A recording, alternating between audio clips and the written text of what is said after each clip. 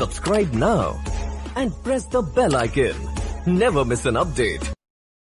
बच्चों, एक बार फिर से आपका स्वागत है हमारे YouTube channel SB Academy in mathematics.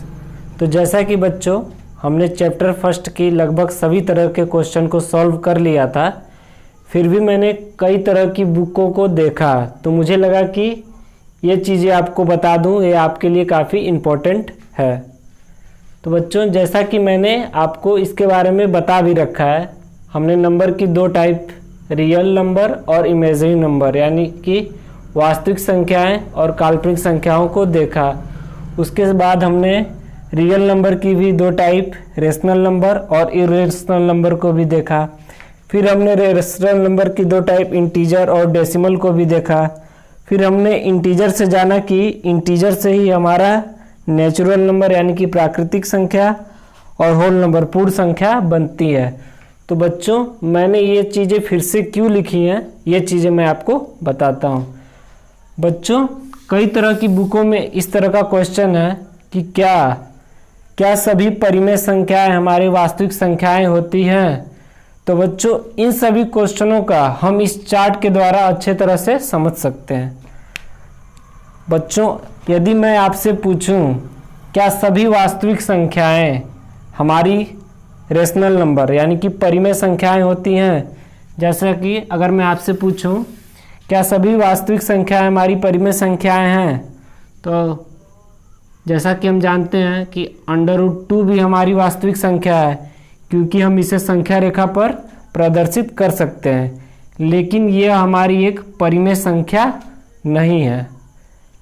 लेकिन यदि मैं इसका उल्टा कहूँ यानी कि क्या सभी परिमेय संख्या हमारी वास्तविक संख्या होती है, तो बच्चों हाँ, हमारी सभी परिमेय संख्या हमारी वास्तविक संख्या होती है। तो बच्चों इन चीज़ों का पता हम कैसे लगाएंगे ये हम देखते हैं।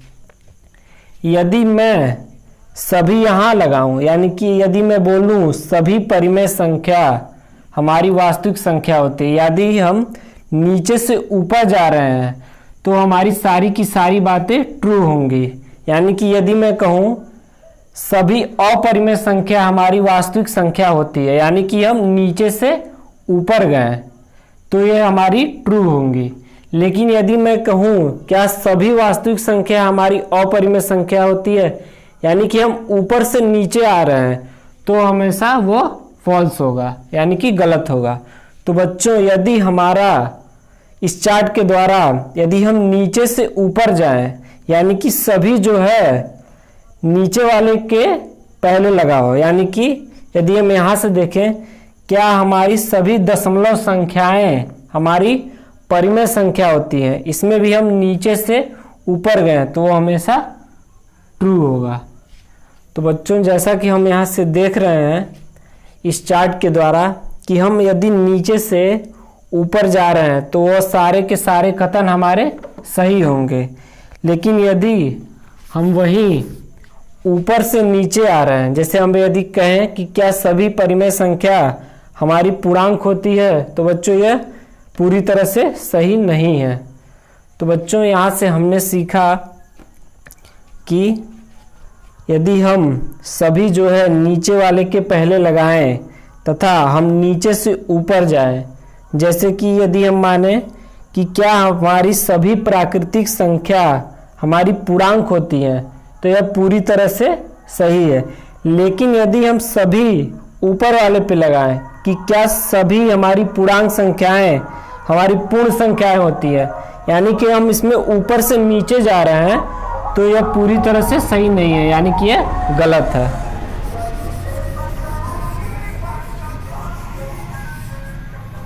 तो बच्चों अब हम कुछ उदाहरण के तौर पर इसे समझते हैं। तो जैसा कि बच्चों हम समझ चुके हैं कि इन सभी ऐसे क्वेश्चनों के लिए हमें इस चार्ट का याद रखना बहुत ज़रूरी है। तो बच्चों हम कुछ उदाहरण लेते हैं। जैसा कि मैं आपसे कहूँ क्या हमारी सभी पूर्णांक संख्याएं हमारी परिमेय संख्या होती है, तो बच्चों इसमें हम नीचे से ऊपर जा रहे हैं, सभी जो है नीचे वाले के पहले लगा, तो हमारी सारी बातें ट्रू होंगी। लेकिन यदि मैं आपसे कहूँ क्या हमारी सभी परिमेय संख्याएं पूर्णांक संख्याएं होती हैं यानी कि हम इसमें ऊपर से नीचे आ रहे हैं, तो ये हमारी पूरी तरह से सही बात नहीं है, यानी कि ये गलत है। बच्चों बातें हमेशा इन सब के बीच होगी, यानी कि ये जो दोनों हैं ये रेशनल नंबर के टाइप है, तो बातें हमेशा या तो परिमेय और दशमलव के बीच होगी या परिमेय और पूर्णांक के बीच होगी, या पूर्णांक के फिर ये दोनों टाइप हैं। तो बातें हमेशा इन चीज़ों से ये निकला है और इनसे ये दोनों निकला है। तो डायरेक्ट यहाँ से भी पूछा जा सकता है कि क्या हमारी सभी प्राकृतिक संख्याएं हमारी परिमेय संख्याएं होती हैं। तो बच्चों इसमें भी हम नीचे से ऊपर जा रहे हैं, तो ये भी हमारा पूरी तरह से सही है। लेकिन मैं आपसे कहूँ क्या हमारी सभी प्राकृतिक संख्याएं अपरिमेय संख्याएं होती हैं, तो बच्चों हम इसमें से यहाँ नहीं जा सकते, क्योंकि ये चीज़ें जो निकली हमारी यहाँ से निकली हैं। तो बच्चों हम इसमें और इसमें तुलना नहीं कर सकते, ये चीज़ें हमारी यहाँ से निकली हैं। तो बच्चों हम ये समझ चुके हैं कि यदि हम इस चार्ट के द्वारा नीचे से ऊपर जाएं तो वो सारी की सारी बातें हमारी ट्रू होंगी। तो बच्चों अब हम इसके आगे समझते हैं। बच्चों जैसा कि आप देख रहे हैं हमने एक क्वेश्चन ब्लैक बोर्ड पर लिख रखा है। बच्चों इस तरह के सभी क्वेश्चन हम कर चुके हैं, फिर भी एक बच्चे ने कमेंट बॉक्स में इसे पूछा था, तो सोचा मैं आपको इसे बता देता हूँ। जैसा कि हम इसको सॉल्व करने का तरीका जानते भी हैं, इसमें सिद्ध करना है कि √3 माइनस √2 एक अपरिमेय संख्या है। तो हम इसे सॉल्व कैसे करते हैं, पहले मानते हैं, माना √3 माइनस √2 एक परिमेय संख्या है, एक परिमेय संख्या है, तथा हम इसे p के बराबर मानते हैं। तो यदि ये हमारी परिमेय संख्या है और इसको हमने p के बराबर माना है, तो ये भी एक हमारी परिमेय संख्या हुई। तो यदि हम माइनस √2 को उधर भेज दें तो ये हमारा p प्लस √2 हुआ। तो बच्चों जैसा कि हम पहले से जान रहे हैं कि p हमारी एक परिमेय संख्या है, और आपको पता ही है कि √2 हमारी अपरिमेय संख्या है। यह हमारी परिमेय और ये हमारी अपरिमेय संख्या हुई। तो बच्चों मैंने आपको पहले ही बताया था कि परिमेय और अपरिमेय संख्याओं का योग हमेशा अपरिमेय ही होता है। बच्चों पहले हम यहाँ देखते हैं भाषा कैसे लिखेंगे।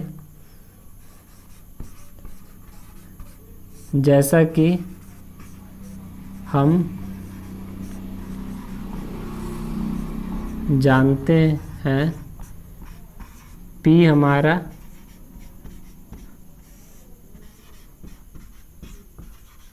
परिमेय संख्या है, p हमारा परिमेय संख्या है और √2 अपरिमेय है, अपरिमेय है। तो इन दोनों का योग, इन दोनों का योग हमेशा अपरिमेय होगा, अपरिमेय होगा। तो बच्चों जैसा कि हम जान रहे हैं कि एक परिमेय और एक अपरिमेय संख्या का योग हमेशा अपरिमेय संख्या होती है, जो कि सही भी है। यानी कि हमने परिमेय और अपरिमेय संख्याओं को जोड़ा तो एक अपरिमेय संख्या देगी। और यहाँ से देख रहे हैं कि हम कि √3 एक अपरिमेय संख्या है। तो बच्चों यहाँ से सिद्ध होता है कि √3 माइनस √2 एक अपरिमेय संख्या है।